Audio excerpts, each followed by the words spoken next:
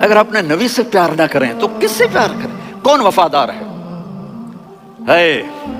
قیامت کا منظر ہوگا، میں اپنی بیگم سے کہوں گا میں تمہیں نہیں پہچانتا میرے رب کی قسم، یوم یفر المرء من اخیہ وامہ وابیہ وصاحب لو یفتدی یومئذ من یومئذ بنیہ وصاحبتہ واخیہ وفصیلتہ التی تؤویہ ومن فی الارض جمیعا کلا، قیامت کے دن میں کہوں گا صفیہ میں تمہیں نہیں پہچانتا، یہ کہے گی مولانا صاحب میں آپ کو نہیں پہچانتی، یہ یوسف میرا بیٹا بیٹھا ہے، میں کہوں گا کون ہو، کہاں سے آئے ہو؟ یہ کہے گا ابا آپ کون ہو، کہاں سے آئے ہو؟ بھائی بھائی کو نہیں پہچانے گا۔ ماں اور اولاد کا کتنا گہرا رشتہ ہوتا ہے، ماں کہے گی میں نے تمہیں جنا ہی نہیں ہے، اور جب جہنم میں ایک چیخ مارے گی تو سارے انسان اور فرشتے اور انبیاء ایسے گریں گے اور سب نفسی نفسی، آدم علیہ السلام نفسی نفسی، نوح علیہ السلام نفسی نفسی، ابراہیم علیہ السلام نفسی نفسی، اسماعیل، اسحاق، یعقوب، یوسف، یونس، عیسیٰ، موسیٰ، یوشع، لوط، شعیب، صالح، ہود، سارے انبیاء نفسی نفسی نفسی نفسی، میری جان بچا میری جان بچا۔ ایک طرف سے ایک آواز آئے گی، ایک آواز آئے گی، امتی امتی، واہ یا رسول اللہ ہم آپ پہ قربان جائیں۔ جس دن ماں نہیں پوچھ رہی، نبی نہیں پوچھ رہے، بیٹا نہیں پوچھ رہا، بھائی نہیں پوچھ رہا، یا رب امتی امتی، یا رب امتی امتی، یا اللہ میری امت، یا اللہ میری امت، یا اللہ میری امت، تو نظریں طواف کرے گی، یہ آواز کہاں سے آ رہی ہے؟ یہ کون بول رہا ہے؟ سب سے الگ کون ہے جو امتی امتی کہہ رہا ہے؟ جب نظریں آواز کی طرف چلتے چلتے چلتے چلتے پہنچیں گی تو وہاں میرے آپ کے جولی پھیلا کے کھڑے، یا اللہ میری امت کو، یا اللہ میری امت کو۔ کون سی امت جو ساری زندگی شرابیں بیچتے رہے، جوئے کھیلتے رہے، زنا کرتے رہے، سود کھاتے رہے، جھوٹ بولتے رہے، چوریاں کرتے رہے، ڈاکے مارتے رہے؟ میرا نبی کہہ رہا ہے میری امت کو بچا لے، میری امت کو بچا لے۔ تو اس سے پیار نہ کرے تو اور کس سے کرے؟ موت پہ رشتے ٹوٹ جاتے، میرے نبی نے اس دن بھی اپنے رشتے کو نہیں توڑا۔ ابراہیم جیسی شخصیت کہیں گے سنو اے اللہ تیری میری دوستی کا واسطہ مجھے بچا لے، تیری میری دوستی کا واسطہ مجھے بچا لے۔ عیسیٰ علیہ السلام کہیں گے یا اللہ میں اپنی ماں مریم کا بھی سوال نہیں کرتا، میری جان بچا لے، مریم جانے تو جانے میری عیسیٰ۔ 5 بڑے رسول ہیں، نوح، ابراہیم، موسیٰ، عیسیٰ، محمد صلی اللہ علیہ الصلوات و تسلیمات۔ عیسیٰ علیہ السلام کہیں گے یا اللہ میں اپنی ماں مریم کا بھی سوال نہیں کرتا، میری جان بچا۔ اور میرا نبی کہے گا یا اللہ میری امت کو بچا لے۔ کون سی امت جنہوں نے ساری زندگی اس کا مذاق اڑایا؟ میرا نبی کہتا دفع ہو جاؤ، دور ہو جاؤ میری نظروں سے، تم نے میری نسل کو قتل کیا، تم نے میرے گھرانے کو اجاڑ دیا۔ سب کو بلت یہ نہیں کہیں گے یا اللہ میری امت کے نیکوں کو بچا لے، میری امت کے متقی، میری امت کی رابعہ بصری، جنید بغدادی کو بچا، نہیں یا اللہ ساری امت کو میری جھولی میں ڈال دے، ساری امت کو میری جھولی میں ڈال دے۔ یہاں اللہ کہے گا وَلَسَوْفَ يُعْطِيكَ رَبُّكَ فَتَرْضَىٰ۔ معافی چاہتا ہوں میں جذباتی ہو گیا ہوں۔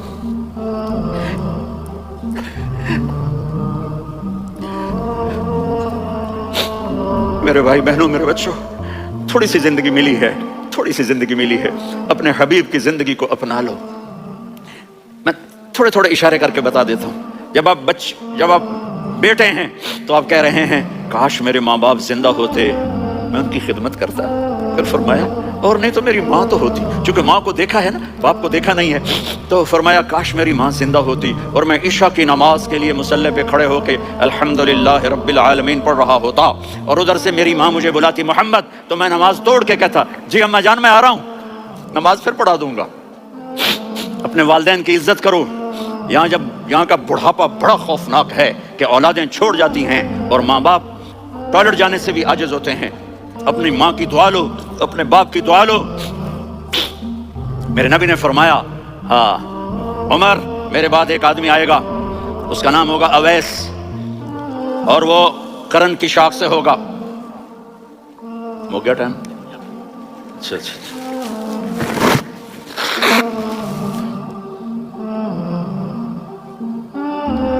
اسے دعا کرانا، علی آپ بھی، عمر آپ بھی، یا رسول اللہ کس لیے؟ کہ اس نے ماں کی ایسی خدمت کی ہے کہ جب ہاتھ اٹھاتا ہے اللہ اس کے ہاتھ خالی نہیں لوٹاتا۔ حضرت عمر رضی اللہ تعالیٰ عنہ نے حج کے موسم پر سارے حاجی کھڑے کر لیے، کہا بھائی یمن والے کھڑے رہو باقی بیٹھ جاؤ۔ تو بیٹھ گئے. پھر فرمایا کہ یمن والے بیٹھ جاؤ، قرن والے کھڑے رہ جاؤ. تو ایک آدمی کھڑا رہا. کہا تم قرنی ہو؟ کہا جی ہاں. اویس کو جانتے ہو؟ جی میرے بھائی کا بیٹا ہے لیکن تھوڑا پاگل سا ہے، آپ کیوں پوچھ رہے ہیں؟ حضرت عمر نے فرمایا وہ نہیں، تو پاگل ہے. کدھر ہے؟ کہا یہ اونٹ چرانے گیا ہے ادھر عرفات کی طرف. تو آپ نے حضرت علی کو ساتھ لیا اور دوڑ لگائی سواری پر. دیکھا تو اویس کرنی ایک کیکر کے نیچے نماز پڑھ رہے تھے اور اونٹ چر رہے تھے. تو جب انہوں نے دیکھا کہ دو آدمی آ کے بیٹھ گئے تو انہوں نے نماز شارٹ کٹ کر دی. تو حضرت عمر نے پوچھا کون ہو بھائی؟ کہا جی میں مزدور ہوں. کہا تیرا نام کیا ہے؟ کہا جی اللہ کا بندہ. کہہ رہے بھائی تیری ماں نے تیرا نام کیا رکھا ہے؟ اس نے تو نہ حضرت عمر کو دیکھا تھا نہ علی کو. وہ کہنے لگا بھائی تم کون لوگ ہو میرا انٹرویو کرنے والے؟ یہ تو میں اپنی زبان میں کہہ رہا ہوں. تو حضرت علی بولے کہ بھائی یہ ہیں امیر المومنین عمر بن خطاب اور میں ہوں علی بن ابی طالب. تو وہ ایسے کانپنے لگے. میں معافی چاہتا ہوں، میں پہلی دفعہ آیا ہوں، میں نے آپ کو دیکھا نہیں. فرمائیے آپ. حضرت عمر نے کہا ہاتھ اٹھا ہمارے لیے دعا کر. تو وہ رونے لگی. آپ نبی کے صحابی، میں آج اس مسکین میں دعا کروں؟ میری اوقات ہے میں دعا کروں؟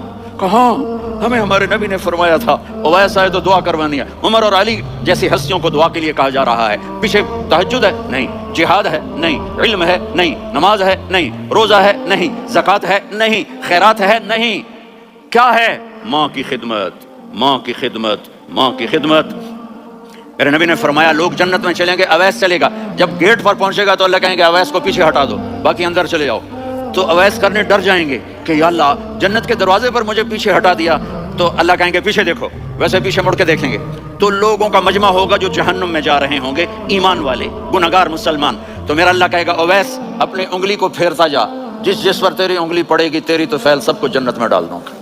یہ ماں ہے، صرف ڈالر ہی سب کچھ نہیں ہے، یہ ماں ہے. میرے نبی نے فرمایا اب تیرا باپ تیری جنت کا سب سے بڑا دروازہ ہے. اگر تو نے باپ کو ناراض کر کے موت پائی تو تیرے لیے جنت کا دروازہ کھل نہ سکے گا. یہ باپ کا مقام ہے. پھر آپ نے 11 شادیاں کی. کیوں کی؟ سنو حدیث، ما تزوجت وما زوجت الا بوحی من السماء نزل به جبریل. کا میرے ساتھیوں سنو، اللہ کی قسم میں نے کوئی شادی اپنی مرضی سے نہیں کی. میرے اللہ نے فرمایا یہاں کرو، میں نے کی. میں نے اپنی بیٹی وہاں دی جہاں میرے اللہ نے فرمایا. تو اتنی شادیاں کیوں کی ہیں؟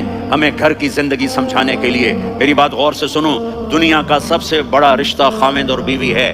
سب سے مقدس رشتہ ماں باپ ہے، لیکن سب سے بڑا رشتہ خاوند اور بیوی ہے. جب یہ ٹوٹ جاتا ہے تو پوری نسل برباد ہو جاتی ہے. اس لیے آپ نے زندگی گزار کے دکھائی. آپ گھر میں جھاڑو دے رہے ہیں، آپ آٹا گوندھ رہے ہیں، آپ حضرت عائشہ کو لقمے بنا کے کھلا رہے ہیں اور حضرت عائشہ کی دلداری کے لیے فرما رہے ہیں عائشہ، سننا حدیث طبرانی کی، عائشہ انہو لیہون علی الموت ان اریتکی زوجتی فی الجنہ. عائشہ مجھے جب سے پتا چلا ہے نا کہ تو جنت میں میری بیوی ہے تو مجھے تو مرنے کا شوق لگ گیا ہے. اللہ کی قسم ہمیں سکھانے کے لیے تھا. جس نے اللہ کو دیکھ لیا ہو اسے عورت کی کیا خواہش رہ جاتی ہے. یہ ہمیں سکھانے کے لیے تھا کہ سب سے زیادہ عزت بیوی اپنے خامند کو دے، خامند اپنی بیوی کو دے. ہن لباس لکم وانتم لباس لہن. تمہاری بیوی تمہارا لباس ہے.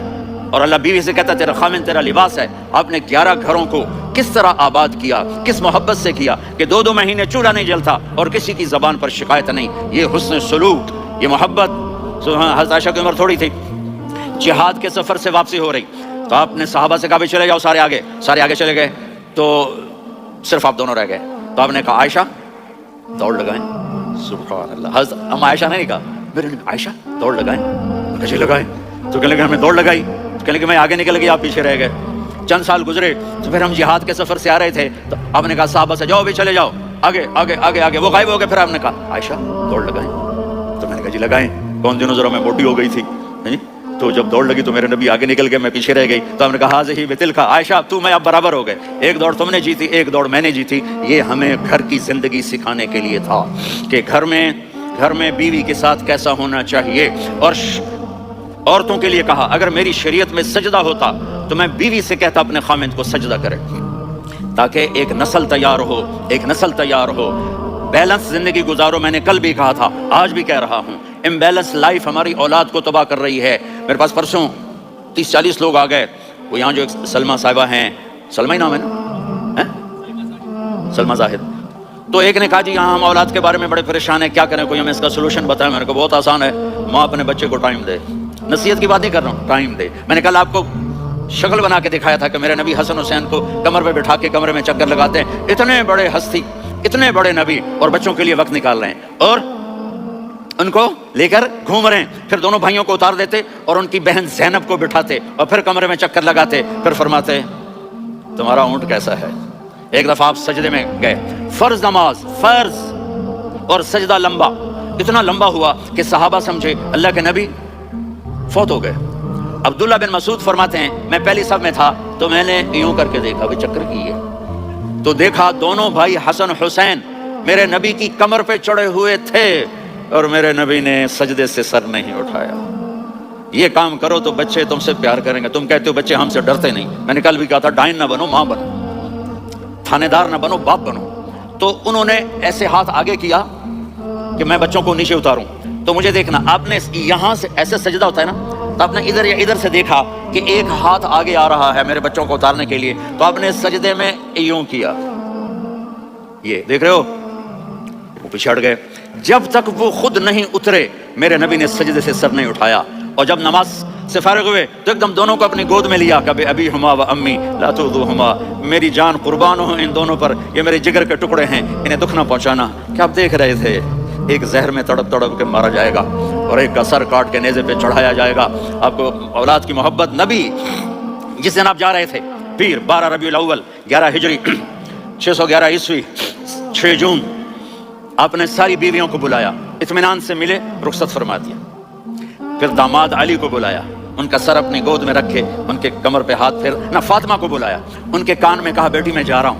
وہ رونے لگی, کہا رو نہیں, تو بھی جلدی میرے پاس آ جائے گی. 6 مہینے بعد صرف 24 سال کی عمر میں حضرت فاطمہ کا انتقال ہوا. پھر آپ نے علی کو بلایا, دعا دی, کہا پھر حسن حسین کو بلاؤ. جو ہی آپ نے ان کو یوں لیا تو آپ کے ایسے پانی کی طرح آنسو بہنے لگے, اس طرح کہ آپ آگے دیکھ رہے تھے کہ ایک بچے کا سر کٹ کے نیزے پہ چڑھ رہا ہے اور ایک زہر میں تڑپ رہا ہے, لیکن آپ نے تقدیر, اللہ کی تقدیر پر راضی ہو گئے.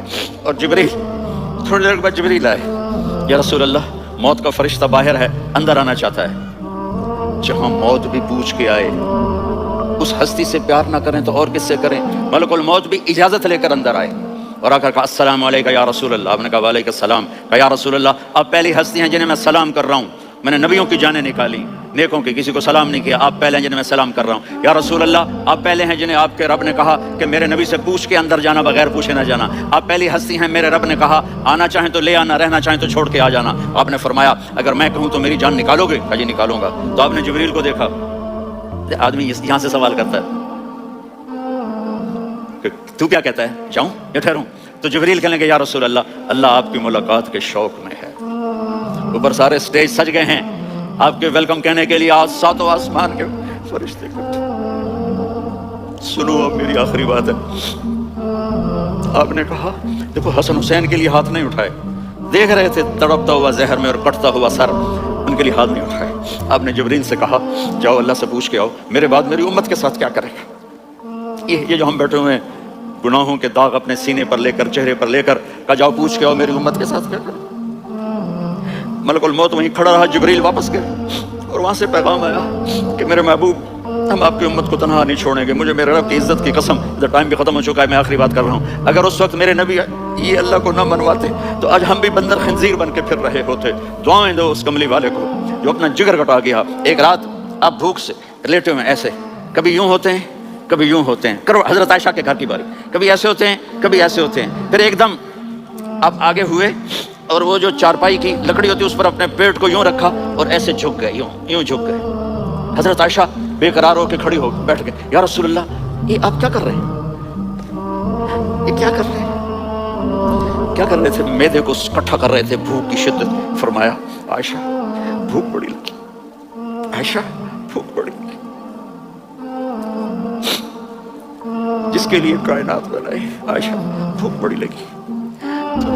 حضرت عائشہ رونے لگی, یا رسول اللہ آپ یوں ہاتھ اٹھائیں گے اور آپ کے لیے سب کچھ آ جائے گا, آپ مانگتے کیوں؟ کہا عائشہ مجھ سے پہلے میرے بھائی انبیاء اسی فاقے میں گئے, میں بھی اسی فاقے میں اپنے رب سے ملاقات کروں گا. میرے عزیزوں, میرے بچوں, نوجوان بیٹھے ہو, بچیاں بچے, اپنا آئیڈیل اپنے نبی کو بناؤ, اپنا آئیڈیل اپنے نبی کو بناؤ اور نبی والے اخلاق سیکھو, آپ کے گھر آباد ہو جائیں گے. برداشت کرنا سیکھو, معاف کرنا سیکھو. اب آپ کینیڈین ہو یا جہاں سے بھی ہو, اس پاسپورٹ کی عزت کرو, یہاں کے قانون کا احترام کرو. یہاں وائلیشن نہ کرو، جھوٹ نہ بولو، کسی کو دھوکہ نہ دو، یہاں کی لڑکیوں سے اس لیے شادی نہ کرو کہ میرے پیپر بن جائیں، قیامت کے دن کالے منہ کے ساتھ اٹھائے جاؤ گے۔ اور جو حکومت تمہارے لیے قانون بناتی ہے اس کو فالو کرو، ٹیکس کی چوری مت کرو، یہ گورنمنٹ تم پر لگاتی ہے، ہماری حکومتیں تو لگاتی نہیں ہیں لیکن یہ حکومت تو تم پہ لگاتی ہے، تو اللہ کے واسطے چور نہ بنو۔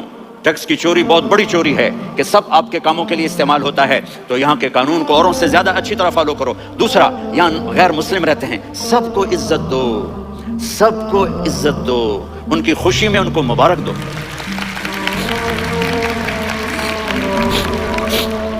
وہ ان پہ غم آئے تو جا کے ان کے دکھ درد کو بانٹو، وہ بیمار ہو جائیں تو ہاسپٹل پوچھنے جاؤ، وہ مر جائیں تو گھر والوں سے جا کر افسوس کرو، تب جا کر وہ اسلام کے لیے سوچیں گے کہ یہ کون ہے محبت کرنے والے، ہمدردی کرنے والے۔ ہم اپنے ہی کنویں میں گھوم رہے ہیں مینڈک کی طرح، کس طرح بات آگے جائے گی جب تک وہ ہمارے اخلاق نہیں دیکھیں گے، ہماری محبت نہیں دیکھیں گے، ہماری خدمت نہیں دیکھیں گے۔ کتنے یہاں اولڈ ہومز بنے ہوئے ہیں، چکر لگایا کرو، جا کے صرف ایک اسمائل دے دو تو اس بوڑھے کا سارا دن اچھا گزر جائے گا۔ کتنے کرنے کے کام ہیں۔ اگر آپ کے پاس کینیڈین پاسپورٹ ہے تو آپ پاکستان میں جائیدادیں نہ بناؤ، یہاں اپنا سب کچھ خرچ کرو، وہاں کاروبار نہ کرو، یہاں کاروبار کرو، ادھر زکوٰۃ نہ دو، ادھر زکوٰۃ دو، یہاں بھی بہت زکوٰۃ کے مستحق لوگ آپ کو ملیں گے۔